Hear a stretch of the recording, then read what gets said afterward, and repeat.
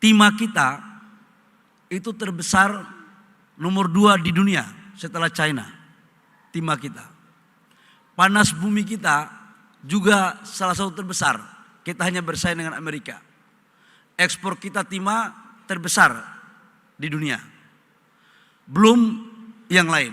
Boksit, koper, kemudian logam tanah jarang. Ini juga yang sedang kita dorong sebagai bagian daripada aset negara kita. Artinya apa Bapak Ibu semua? Sumber daya alam kita yang begini besar, kita harus kelola sebaik-baiknya untuk kepentingan rakyat bangsa dan negara dan untuk kesejahteraan rakyat kita. Ini terkait dengan pasal 33 Undang-Undang 45. Saya ingin menyampaikan sedikit apa yang selalu menjadi arahan Bapak Presiden. Bahwa sumber daya alam kita, tambang kita, dalam pengelolaannya, jangan kita pikir kita habiskan sekaligus. Kita harus ingat bahwa ada generasi kita berikutnya yang kita harus lakukan dengan baik. Dengan lingkungan yang baik. Dengan proses-proses yang memenuhi kaidah aturan yang berlaku. Kaitannya dengan itu Bapak Ibu semua, untuk urusan saya memberikan contoh aja. Sekarang harga batu bara, laporan dari Dirjen Minerba itu turun. Asosiasi juga pasti merasakan ini. Sementara OPEX naik. Profit tinggal kecil. Kenapa Bapak Ibu seperti ini?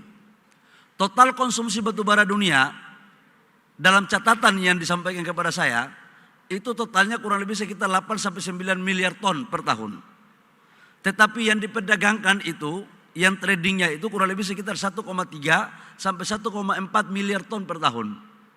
Indonesia sendiri di dalam RKAB 2025 itu lebih dari 800 sampai 900 juta ton. Sementara yang diekspor kurang lebih sekitar 5 sampai 600 juta. 40 sampai 45% total ekspor batu bara dunia itu dari Indonesia. Artinya apa? Ini supply and demand.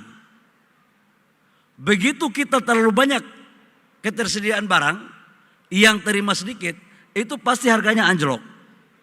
Maka kemarin dari DPR mengusulkan di dalam rapat kerja dengan SDM bahwa kita akan melakukan evaluasi terhadap sistem RKAB dari 3 tahun menjadi 1 tahun dengan memperhatikan volume agar nilai batu bara dunia dapat kita juga ikut mengendalikan dari Indonesia.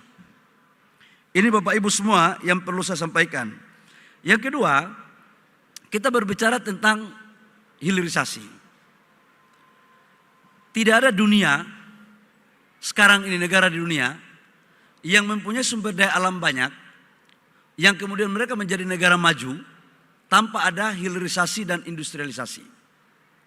Tetapi model seperti ini pasti banyak yang menentang. Saya mengambil satu contoh kecil. Ketika kita pertama menyetop ekspor ore nikel. Nikel ini menjadi salah satu komoditas strategis yang mempunyai nilai bargaining tinggi. Ekspor kita di 2017-2018 dari komoditas nikel itu sekitar 3,3 miliar US dollar.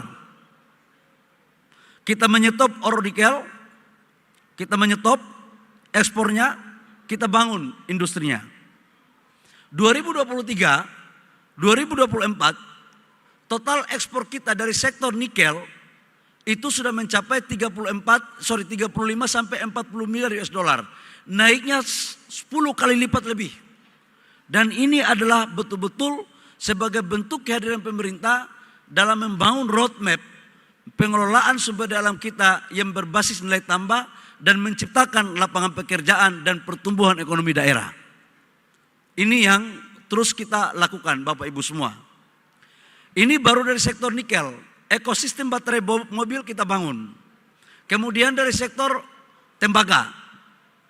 Dulu kita tidak bisa mengecek waktu menterinya Pak Jero Wacik. Dulu konsentrat Freeport itu kita ekspor mentahnya aja. kita nggak bisa tahu berapa emas dan tembaga yang ada di situ. Nah sekarang dengan konsep hilirisasi, kita mampu melahirkan smelter yang sekarang sudah dibangun di Freeport, bangun di Gresik, total investasinya 3 miliar US dollar, dan itu adalah pabrik smelter single line pertama terbesar di dunia. Dan itu adalah upaya yang dilakukan oleh pemerintah. Sekarang dari 3 juta konsentrat Freeport itu melahirkan kurang lebih sekitar 50-60 ton emas. Di Aman, tadi saya lihat ada direktur Aman tadi. Aman itu 900.000 konsentrat, hampir 1 juta konsentrat, itu mampu menghasilkan emas 18-20 ton. Dulunya ini nggak ada. Inilah kekayaan kita yang harus kita kelola secara baik, Bapak Ibu semua. Sekarang kita lagi dorong untuk boksit. Kita juga harus membangun hilirisasi. Dan hilirisasi ini adalah kata kunci untuk menciptakan lapangan pekerjaan. Boksit kita, itu kalau di slide, yang hijau, yang biru-biru itu industrinya sudah ada dalam negeri. Yang putih-putihnya itu belum ada. Ini terus kita akan dorong. Dan percayalah Bapak Ibu semua, ketika Indonesia mulai menuju kepada jalur yang sudah direncanakan dengan baik, pasti ada yang tidak nyaman. Pasti ada yang tidak nyaman.